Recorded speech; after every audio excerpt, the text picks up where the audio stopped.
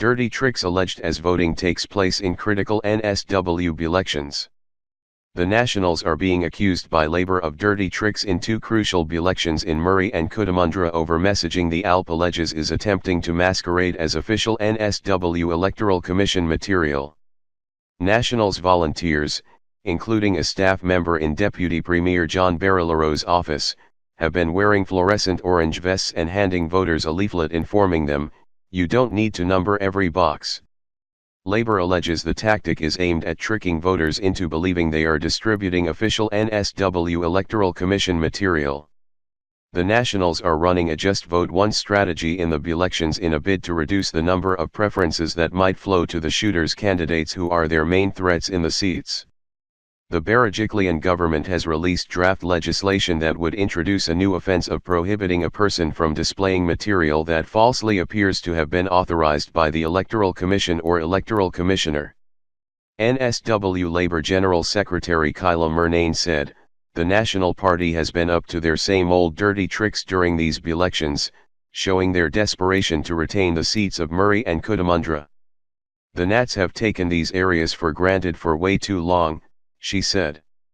Robert Borsig, head of the Shooters, Fishers and Farmers Party, said the National staff had been caught red-handed giving out illegal electoral material, with the official reprimanded by the NSW Electoral Commission. "They knew it was in breach of the Electoral Commission's rules but they did it anyway," Mr. Borsig said. "This is another example of the arrogance we've seen from the National Party in the Cootamundra by-election," he said. "They've tried to dupe voters with dodgy scare campaigns and now it's backfired." Scuttlebutt. But National State Director dismissed the allegations as election day scuttlebutt. Labour tried to imitate NSW Electoral Commission branding at the last state election, he said. "I'm quite surprised they haven't tried to do it again." Labour has also accused the Nationals of handing out unregistered electoral material in the form of an open letter signed by former Prime Minister John Howard and Deputy Prime Minister Tim Fischer warning about the gun control policies of the Shooters, Fishers and Farmers Party. The Shooters policy is to repeal the National Firearms Agreement introduced by the Howard government, which would mean greater access to high-powered semi-automatic weapons and pump-action shotguns. Mr. Barilaro's staff member, who Fairfax Media has chosen to not name, was spoken to by officials in Young after Labour reported the matter to them, but it is unclear if any action was taken.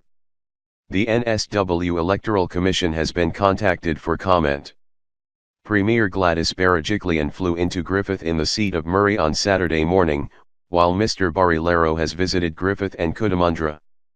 The byelections are being held following the retirement from politics of former Nationals ministers Adrian Piccoli and Katrina Hodgkinson.